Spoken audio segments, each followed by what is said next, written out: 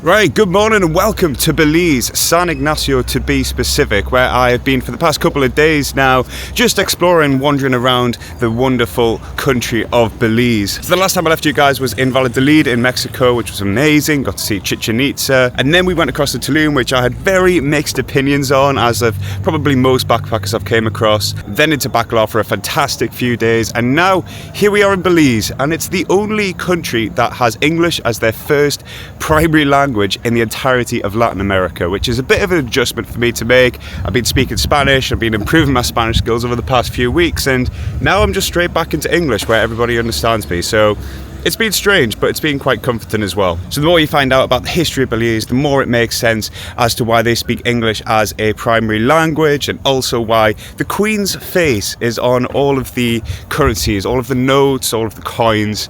So I'll get a little bit into that in a moment, but for now I'm starving, so let's head into the market, let's get some breakfast and get some fried jacks.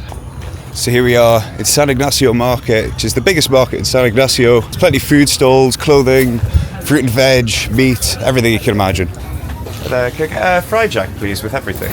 So fried jacks are essentially deep fried rice, beans, fillings of like chicken or pork or whatever you can put in there. It's like the national dish really for Belize, and breakfast dish. Everything here is deep fried, especially for breakfast as well, which, I mean, coming from the UK is not a bad thing because we obviously have a fry up, so it's pretty tasty. But yeah, an interesting breakfast snack for them. And here it is, this is a fried jack. So you can see there's already some like refried beans seeping out of it, but let me get into it and show you guys what's in there. So as you kind of see, it's basically pork, cheese, refried beans. I think that might be it. It's actually really good. Kind of reminds me a bit of like a steak bake from Greg's back home, so I feel right at home with these. So $3 Belizean, which is just over £1 British pound, I guess, maybe €2 or something like that. The rate I've been going with is that it's £1 British pound to just over $250 Belizean, so really, really good price. Fills you up as well for the rest of the day. Cool. Thank you. Thanks. Hey. Lovely. Right. Ready for the day now, I think? Let's get it going. So we've got a lot of fruit and veg, a lot of clothes as well. I think over here we've got the hammock district. It's the hammock complex down on 3rd. Oh, the hammock district. That's right. Just a quick Simpsons reference for anybody that would have got that. But San Ignacio Market, it is the biggest market here in San Ignacio, and especially on a Saturday. Unfortunately, today is Friday. It's usually filled with even more stalls than what we already have, but lots and lots of fruit and veg where the locals would come down, get their ingredients for the rest of the week, or, you know, for restaurants to come down and stock up on things that they need to make their food. And yeah, let's have a little bit of a look around, because I think there is more the further we get to the edges, and there's some different things instead of fruit and veg and food stalls. Yeah, as you can see, everyone's just lined up here with fruit and veg stalls, and then as we get to the sides, it's more meat, poultry, but also some other shops that sell jewellery, gold and silver. So let's have a little look around there. See, for example, we've got jewellers. A lot of cool silver rings, earrings as well, bracelets. Walking around, a lot of it is just women's and children's, jeans shops and second-hand clothes as well. No refunds, by the way, and every sale is final. But yeah, then looping back to where we were, that is San Ignacio Market in a nutshell. For a town of, 20,000 people, it's definitely quite a reasonably sized market when you think about it. And, you know, San Ignacio, it is twinned with Santa Elena over the other side of the bridge, over the other side of the river. And over the years, San Ignacio seems to have just engulfed that town to almost make it one, but there is still a separation, and we're going to go check out Santa Elena now. There doesn't seem to be too many touristy things to do there, but it's very much a local town. But as I said, it's just over the bridge and it'd be rude not to go, so let's have a little look. So one of the things to watch out for here in San Ignacio is that it does flood from time to time, and they've got a huge flood map here across San Ignacio and Santa Elena. It shows you all of the different spots that you can go to and where the floods are likely to take over, basically. It seems to be around the riverbanks, which seems to burst its banks whenever there are natural disasters or if there are ever heavy rainfalls, which you do get here over near the Caribbean area of Latin America. So for those of you who don't know, Belize is on the eastern coast of Central America, so it's right near the Caribbean. As you can probably imagine, there's some Caribbean influence here. They do speak Creole as well, which is a language spoken across some of the Caribbean islands like Haiti, Dominican Republic, etc. On top of that, they do speak some Spanish, so you might see some of the signs are in English and then Spanish as a second language. But there's a diverse culture here. It's really, really cool, really, really interesting. Coming into the main square, I guess, of San Ignacio here with lots of different stalls, pizzerias, restaurants and other different shops. For San Ignacio you can walk pretty much up and down the entire thing in maybe half an hour, 40 minutes. It is a very hilly town, but it's very easy to get around. One thing I wanted to look at doing when I was here was hiring a bicycle, but very quickly realised that's not a good idea because everything is like vertical as soon as you get out of the centre. So here we have the Hawksworth Bridge, which is the bridge that connects the two towns of San Ignacio and Santa Elena together. And a little fun fact about this bridge is that it's actually the only suspension bridge in all of Belize, which is a strange thing to be unique about, but there you go. A little fact for you about Santa Elena and San Ignacio Bridge, the Hawksworth Bridge. But you do get some fantastic views of the river running through. There's also a little bridge over there just at the bottom, but between those two bridges, that's the only way you can get across this river. One thing that I've loved about Latin America in general as well, and in particular Belize, is how friendly everybody is and how welcoming they are to having you in their town or city or wherever you might be. I think that goes for the most cases anyway, as it does with pretty much everywhere. Of course, some people are going to have problems with tourism. One of the big problems with Belize is the fact that the tourists have kind of priced out some of the locals in the areas that are very well travelled. So for example, Key Corker and Belize City, there's a big divide and there are a lot of people that are travelling out of Belize to make money. And it does seem to be a real problem, and there's been a few things around Belize that I've seen looking for change in the government, and you might see some of the flags around me hanging off some of the telephone poles that are showing different government parties that may be up for election in the upcoming elections. I really don't know too much about it, but here we are in the town of Santa Elena. It is very much a local town. As I said, there's not really anything touristy to do here, but thought it'd be good to have a little bit of a look around and see what the local life here is like in Santa Elena. Straight away you can see things like these huge murals, all for the glory of God, and really, really colourful, really, really detailed. And there's so many of these around the city or around the towns of San Ignacio and Santa Elena. One thing I think I picked up on quite quickly over the past couple of days here is that it is a very artistic town, and they pride themselves in being very diverse and being very multicultural. There's also a very big Chinese population here that emigrated from Guangzhou in the 20th century. Yeah, there's a huge influence of people from Latin America, the Caribbean, British, American, and Asian. So, you know, a town of 20,000 people in the middle of Belize on the Guatemalan border, to have a very, very diverse population is really, really cool to see, and it's really cool to see. So what you can see in this mural actually is the flag that looks a lot like the British flag with 1981 written over it. And then you've got some of the locals, I guess, from that time. You've got the Mayan ruins at the top there, which I'm going to explain a little bit about in a moment. Then in the middle, you've got the bridge that we just walked across in these hands. And on the right, you've got the Belize flag in 2021. So as I said before, I think it's very important to talk about the British history in Belize and why they speak English and why the British flag might be seen in and around the historical parts of Belize. So back in the 1500s, when Christopher Columbus came over to find the New World and found Latin America, of course Belize was included in that. If you don't know the geographic region of it, it is between Mexico and Guatemala, kind of tucked away just under the Yucatan Peninsula.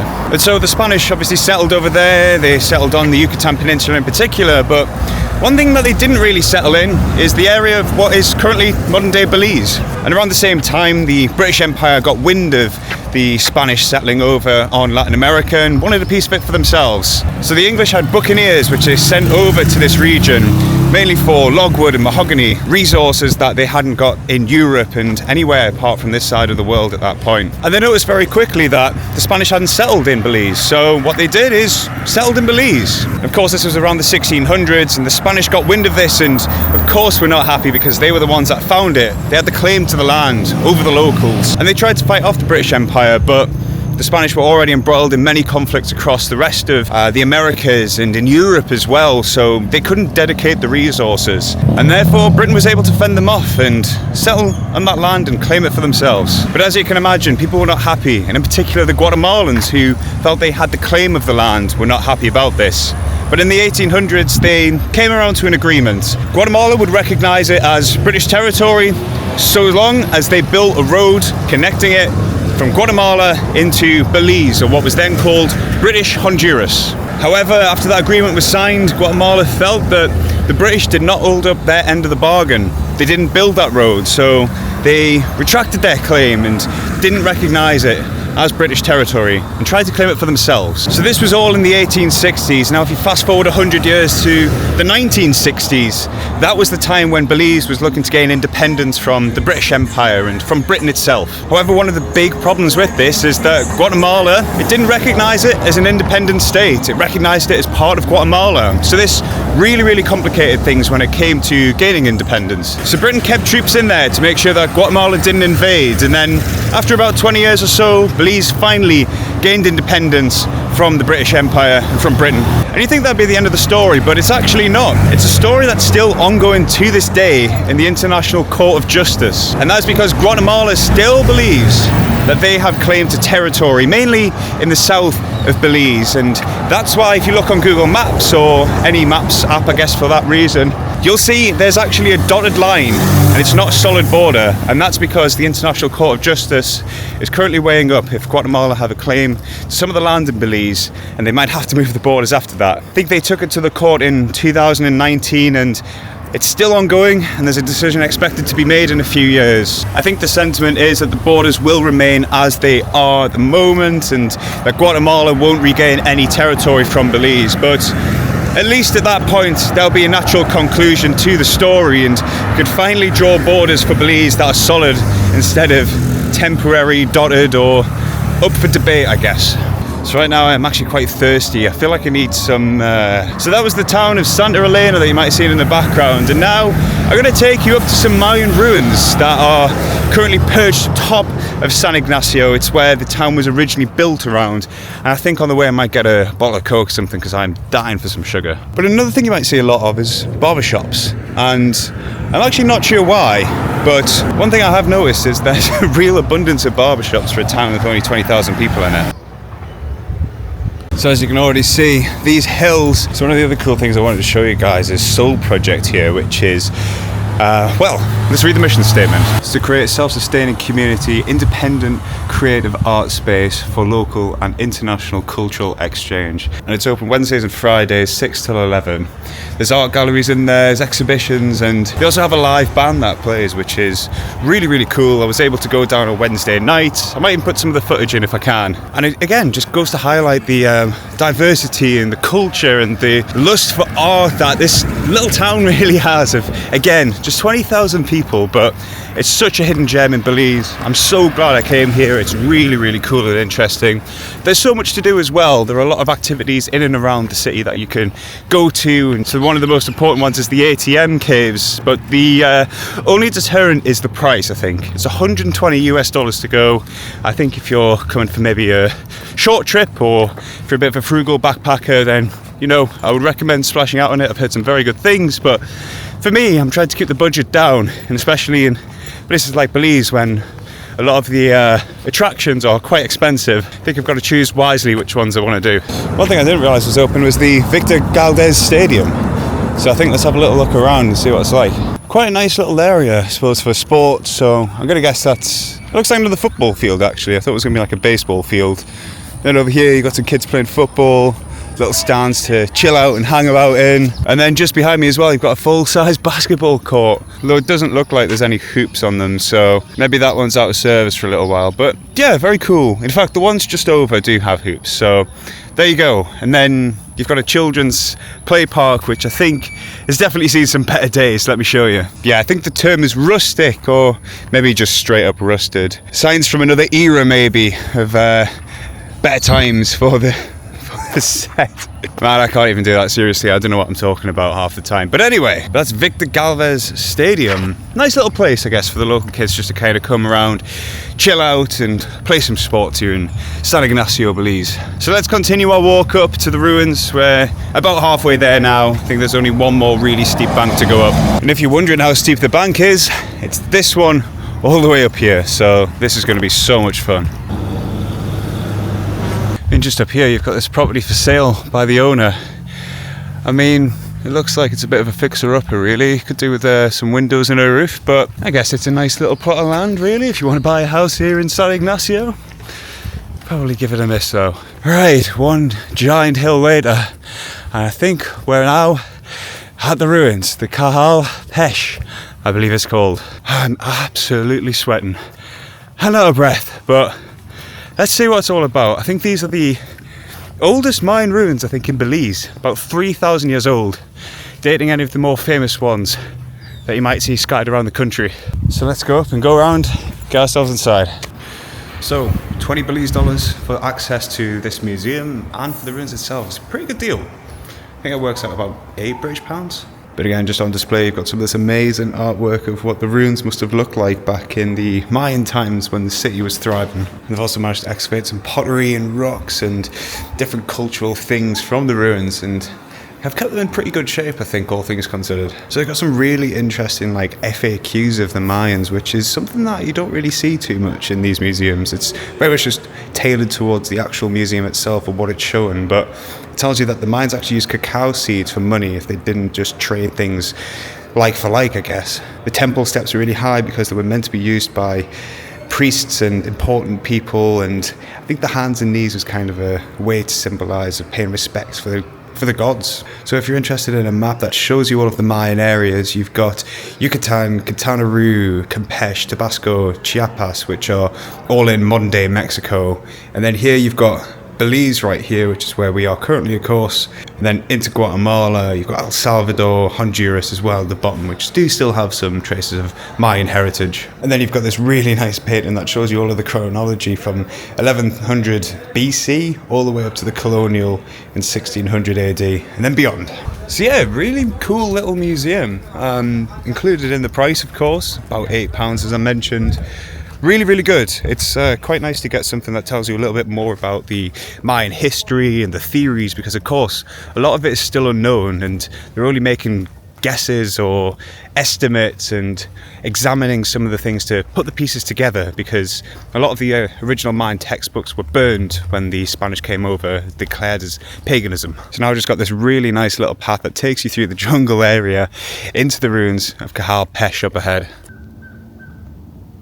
So here we are, and welcome to Cajal Pech, which translates to the land of ticks, and that refers back to a time a little bit before the Mayans. So it was actually used for cattle pasture way before that, but it was then built to be an elite complex for Mayan rulers and very important people here.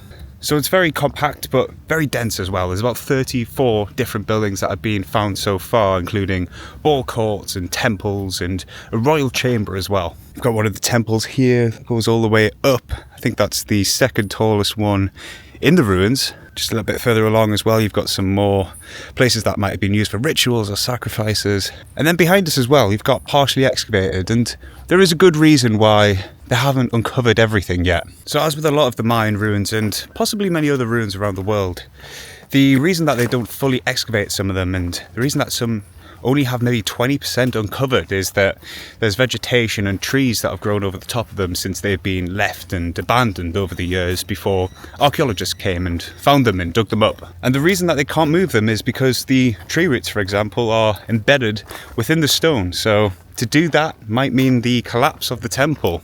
So it's better to leave it untouched for now, and they try to figure out maybe a way that they can remove it safely in the future. Places like Palenque, for example, they have only uncovered, I think, 20% of the ruins there, and there's 3 or 4 major temples that they've found and have been able to build tourism around. But as for the rest of it, it's left untouched. So then, as you can see, looking onto the main courtyard, you've got that tall pyramid over there, and then you've got the surrounding ones as well, where people may have walked around or possibly lived in over the past few centuries.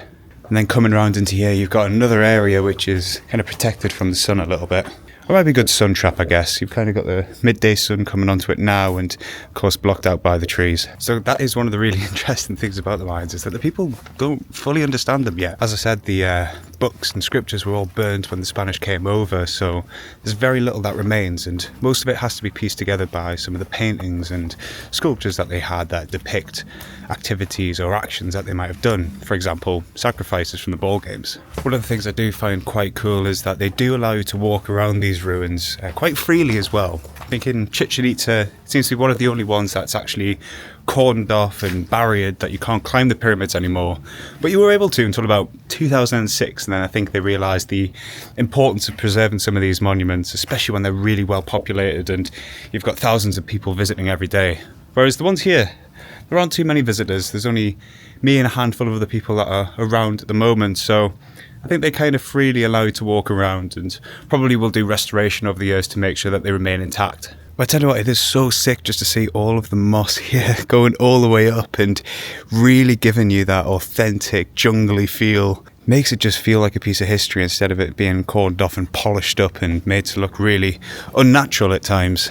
The only thing this place is lacking is a few signs to tell you what it is. I'm not sure if they actually know what some of these things are. I think they have guessed that it was used in some of the more prestigious rituals and for the rulers of the Mayans to come here rather than it being sort of a larger city. Although it did have 20,000 inhabitants as well, which is interesting that is currently the population of San Ignacio as well. And I think there used to be a lot more as well, but it was destroyed over the years when they were building up the town of San Ignacio. So unfortunately they might have lost some of the ruins, but they have managed to keep this intact. And as I say, they're still discovering more. So who knows what this will be like in 10, 15 years. Right now I think we're actually walking down to the ball courts, which are just below here.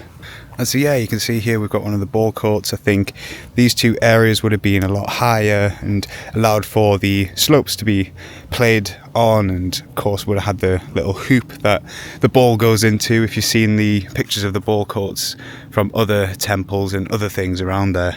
And it's one of the hotly debated topics, is the ball courts and what actually happened. A lot of people believe that, as you would expect, the losers would be the ones that are sacrificed, but in actual fact, one of the more popular beliefs is that it was the winners that are sacrificed. And the reason for that does make a lot of sense when you think about why the Mayans likely sacrificed people. So animals were the lowest and then humans were the highest, but they did value different humans at different levels because of certain traits or qualities or personal characteristics. So I believe that females around the age of 15 were seen as the most pure and would be the best sacrifices to the gods. And also, that's why they thought that the winners were sacrificed, is because they're seen as the victors, the strongest and the best. So they would sacrifice them to the gods as the greatest offering. However, there is a bit of a dark twist to this, that some people believe the reason they sacrifice the best is to keep everyone in line. Because when you think about it, as a Mayan ruler, the last thing you want is somebody extremely powerful, extremely popular, to overthrow you. So who knows what the reasons were, but I think it's so interesting that people come up with these different theories, and you hear about all of them and they kind of do make sense in their own rights. And again, we still don't know what the real reasons are. But just walking through here as well, you kind of realise how small the people were. I mean, some of these are a bit larger, I can easily fit in that one, but coming down to here, I really do have to duck to get through them. So I think now we're coming around to what looks like might be steam baths, and I'll explain why in a minute. But you can see here we've got like a really long bench, goes all the way along to the other end of this room, and then I think this would have been cordoned off, but what I believe it might have been is a steam room, because if we come over here, you have this area where it could have been a well and would have lit up fire underneath it to create the steam and then go into the rooms. The steam rooms have been something that are traced across many cultures in history. Of course, the Greeks and the Romans had them way back in a few thousand BC. So it's interesting to see that it seems to be a universal thing, and it ties in with the theories that people who spread out into the New World from China, Egypt and wherever else have brought that knowledge with them, along with the structural knowledge to build temples like this. Let's go down these steps, and again, super big steps. I mean, they're difficult for me to walk down as well. Again, I wish I knew a little bit more about these to tell you guys, but at the height, as I said, there's 20,000 people that lived here, so you can imagine everybody just kind of walking around and congregating. stalls possibly, and merchants and traders coming to sell and exchange goods for cacao beans, of course. Now, I want to see if I can actually get to that temple, because I believe it's the tallest point. I think it's something in the region of like 60 meters, maybe, possibly even higher. Right then, let's see how I can get around. I think if I go back through that area where it had the square and I mentioned about the sun trap, I think that's probably how I can get up, so let's see if it works. Man, I started to get an itchy ankle. I was wondering what it was. I thought it was mosquito bites, and then all of these little things have just appeared on me. I've got no idea what they are, but that's why you always watch where you're going. Right, so I think this is the way that you can get up, is going through the side of the pyramid. It does look a little bit like the one in Chichen Itza, where you had the, was it the equinox, and it allows you to see the snake all the way down in the crumbling part, but I'm not sure if it was the same intention or if it's just the fact that that's eroded over time and then kind of created this weird effect. But anyway, let's head up and see what there is at the top. As you can see though, these stairs are huge, so you know, somebody like me, 6'1" with long legs, it's quite easy to get up, but back in those times in the Mayans, they were not the same size, and they didn't have the same size legs either, so it would have been a hands and knees kind of crawl up to the top, which makes a lot of sense, and it ties into the theories of them showing themselves to the gods in that way, I guess. I mean, if you need a size comparison, that's the size of my foot, and that's the size of the step, so as you can see, it's quite big. And there we go. We're now at the top of Cathal Pesh, and it's quite a nice view. I'll show you guys. So that was the first courtyard that we came into, with the probably the second biggest temple just over in the distance behind those trees. Then you've got that sun trap area that I mentioned. I think again, without the trees, it would have been a lot easier to see and a lot more sun around here. Down here you had that area, and then the ball pit just below it as well, which I think there's probably more temples to uncover around those trees. And then that area that was just in here with the possible steam baths or steam rooms that they would have had in this section here. Well, that was really cool, really worth the £8 I spent on that. The only thing I would say was it'd be nice to have a bit more information about the places that I was at, but I guess that's why you probably hire a tour guide. So yeah, Cathal Pesh, definitely would recommend if you're in San Ignacio, and it's only, what, 20-minute walk away from the city centre? Although it is extremely uphill. But the benefit of that is that you now walk downhill to get back to the city centre. And the views you get of the countryside walking down are amazing. Like, you can see for miles over to the mountains up there in the distance in the north. So I think what I'll do is I'll actually go down the other way on the main highway, I guess, or the main street that takes you into the town. We came up the other way from the side, so it only makes sense to go down the other way and see if there's anything there that we can find. Another interesting thing that I've just came across here is that some of the signs are in miles per hour and kilometers an hour, and I actually don't know why that is, but my best guess is that everywhere in the world, apart from probably the UK and maybe a couple of others, use kilometers an hour, whereas in the UK we use miles an hour. So of course, this being a former British colony, it kind of makes sense that you might have both just to be on the safe side. Also, it's just gone lunchtime, so it's about 12:30 at the minute, and I'm not too hungry for a change. You know, usually when I'm doing these vlogs I end up getting really hungry about this time and look for somewhere to eat, and now I'm in a country that speaks perfect English, has reasonably good food as well, though it's rice and beans as the national dish, but they do it really well. It doesn't sound the most appealing thing in the world, but you know, rice, chicken and beans, and you get a little bit of banana as well, fried banana, and it is actually really tasty, and I guess it's hard to do wrong, but it's done very well over here. Again, just walking down this main motorway, so many great views. It's such a nice little town and so unique as well. You know, we've got really colourful buildings, very interesting as well. The architecture's kind of all over the place, and it's really nice. It's so diverse, so unique. Yeah, there's been a couple of people, fortunately I didn't catch it on camera, that have already been asking about my vlogs and asking for the YouTube channel and want to know, like, how am I finding Belize and how am I finding San Ignacio, and all I've got is good things to say about it, man. The people are so cool, so chill, really nice, really friendly, want to know things about you. And again, when it comes to tourism, as I say quite a lot on this channel, it's very hit or miss. Some people absolutely hate it, some people absolutely love it, and it's nice to be in a community where it's so well respected and everybody's really wanting to, and the tourism is thriving, which is great, and it's only going to help the local economy. But back to what I was saying before, you know, coming from Mexico, it was definitely more developed. Of course, Mexico is technically part of North America, I suppose, but sometimes gets grouped together with the other Central American countries. And you know, the bus system is fantastic, it's very easy to get around. Even the colectivos are very top notch and always good quality. So yeah, it's interesting to come to a country like this that is still developing and really, really cool. Really nice though, and the people are so great, man. So good. One thing to mention as well, like coming from England, we're very reserved people. We don't really talk to each other in public, especially on like public transport and out and about.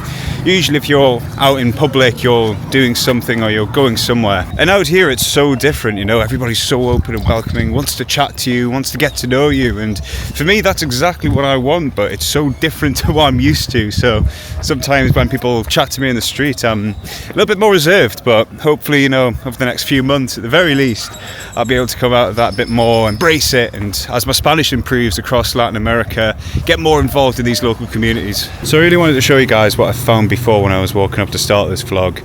There's a wall here along one of the streets in San Ignacio that has some really, really cool, really well done art that tells some of the stories of Belize and the history and the future as well. So here I think it's kind of depicting that, you know, back in the old days it was about work, then gifts, and now we know what's next. And then this one as well, which tells you the things that they really want: an increase in wages, free education, better healthcare as well needed in Belize. And the politics as well, you know, the increase in murders, passport scandal, the International Court of Justice taking that southern part, which is the area that Guatemala have been talking about. And it is the time to save the country before we lose it. Then further on, you've obviously got like oil conglomerates coming in and destroying the reef, and it's time to wake up to keep it alive and thriving, which they have on the East Coast. And then over on this side as well, you've got this amazing tree drawn up, and like, I believe it's a sea as well. And then you've got this really, really nice short story telling about the history of Belize and taking pride in it and being able to show that to other people and tourists. And then of course the kids of the future from Belize who are continuing to be bold and hopefully a land of promise ahead of them. But I think that's going to be it for today in San Ignacio. So thank you so much for coming along. It's an incredible city, very artistic, very vibrant, very culturally different, and steeped in heritage as well from obviously the Mayans, and of course the turbulency of the British Empire, colonialism, etc. And now finally gaining its independence over the past 40-50 years. But if you have enjoyed today, please make sure to subscribe, and I'll catch you guys in Guatemala.